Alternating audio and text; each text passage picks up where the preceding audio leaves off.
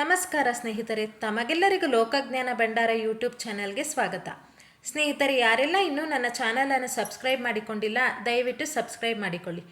ಹಾಗಾದರೆ ಇಂದಿನ ವಿಡಿಯೋದಲ್ಲಿ ನಾವು ಕಾಡು ಕೋಳಿಗಳು ಇಡೀ ಒಂದು ಹಳ್ಳಿಯ ಜನರ ನಿದ್ದೆಯನ್ನು ಹಾಳು ಮಾಡಿರುವ ವಿಚಾರವನ್ನು ತಿಳಿದುಕೊಳ್ಳೋಣ.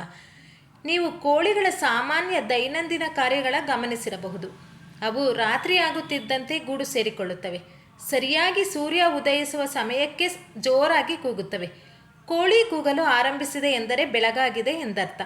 ಹಾಗೆ ಹಲವು ಕಡೆ ಇನ್ನೂ ಕೋಳಿಗಳ ಸಾಕುವವರು, ಅವುಗಳ ಪಾಲನೆ ಪೋಷಣೆ ಮಾಡುವವರು ಇದ್ದಾರೆ. ಹಳ್ಳಿಗಳಲ್ಲಿ ಇಂದಿಗೂ ಕೋಳಿಗಳು ಕೂಗಿದ ಬಳಿಕ ಏಳುವ ಜನರು ಇದ್ದಾರೆ. ಅದೊಂದು ನಿತ್ಯದ ಕೆಲಸವಾಗಿ ಬಿಟ್ಟಿರುತ್ತದೆ. ಅದೇ ರೀತಿ ನೀವು ಕೋಳಿಗಳು ನಾಡಿನಲ್ಲಿರುವಂತೆ ಕಾಡಿನಲ್ಲಿಯೂ ಕೋಳಿಗಳಿವೆ ಎಂದು ತಿಳಿದಿದ್ದೀವಿ. ಅವುಗಳನ್ನು ಕಾಡು ಕೋಳಿಗಳು ಎನ್ನಲಾಗುತ್ತದೆ. ಈ ಕಾಡು ಕೋಳಿಗಳು ಹಿಂದೆ ಊರಿನಿಂದ ಕಾಡಿಗೆ ತೆರಳಿ ಅಲ್ಲಿಯೇ ಬೆಳೆದ ಜಾತಿಯಾಗಿದೆ. ಇವು ನಾಡಿನಲ್ಲಿರುವ ಕೋಳಿಗಳಿಗಿಂತ ಭಿನ್ನವಾಗಿ ಕಾಣಿಸುವುದಿಲ್ಲ, ಆದರೆ ಸ್ವಲ್ಪ ಚುರುಕಾಗಿ ಕಾಣಿಸುತ್ತವೆ ಅಷ್ಟೇ. ಆದರೆ ಕೋಳಿಗಳ ಕುರಿತಂತೆ ಇಷ್ಟೊಂದು ಟಿಪ್ಪಣಿ ಕೊಡುತ್ತಿರಲು ಇಲ್ಲಿ ಕಾರಣವೂ ಇದೆ. ಈ ಕಾಡು ಕೋಳಿಗಳು ಊರು ಹಾಗೂ ಕಾಡಿನ ಅಂಚಿನಲ್ಲಿ ವಾಸವಿರುತ್ತವೆ. ದಟ್ಟ ಕಾಡಿನಲ್ಲಿ ಇವು ಇರುವುದಿಲ್ಲ.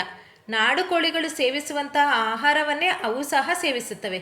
ಆದರೆ ಇಲ್ಲೊಂದು ಕಡೆ ಈ ಕಾಡು ಕೋಳಿಗಳು ಇಡೀ ಊರಿನ ಜನರ ನಿದ್ದೆ ಹಾಳು ಮಾಡಿವೆ. ಅದರಲ್ಲೂ 100ಕ್ಕೂ ಹೆಚ್ಚು ಕಾಡು ಕೋಳಿಗಳು ವಿನಾಶಕಾರಿಯಾಗಿ ಕಾಡುತ್ತಿವೆ. ಇಂಗ್ಲೆಂಡ್ನ ನಾರ್ಫೋಕ್ ಕೌಂಟಿಯಲ್ಲಿರುವ ಸ್ನೆಟ್ಟಿಶ್ಯಾಮ್ ಎಂಬ ಗ್ರಾಮ ಈ ಕಾಡು ಕೋಳಿಗಳ ದಾಳಿಗೆ ಸಿಲುಕಿ ಹೈರಾಣಾಗಿದೆ. ಒಂದು ಕಾಲದಲ್ಲಿ ಶಾಂತಿಯಿಂದ ಇದ್ದ ಗ್ರಾಮದಲ್ಲಿ ಈಗ ಎಲ್ಲಿ ನೋಡಿದರೂ ವಿನಾಶ, ಗದ್ದಲಕ್ಕೆ ಕಾರಣವಾಗಿದೆ.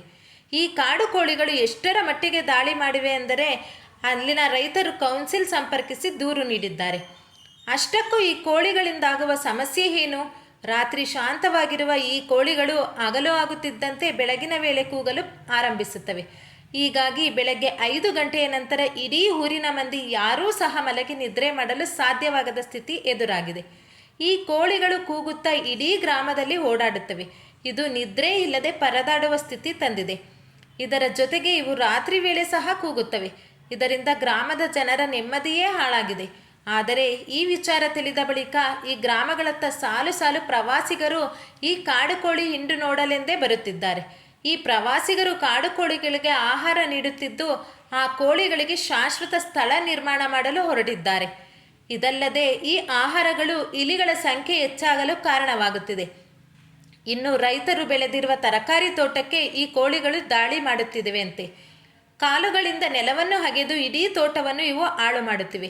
ಇವು ಎರೆಹುಳುಗಳನ್ನು ಹುಡುಕಿ ತಿನ್ನಲು ಆರಂಭಿಸಿವೆಯಂತೆ.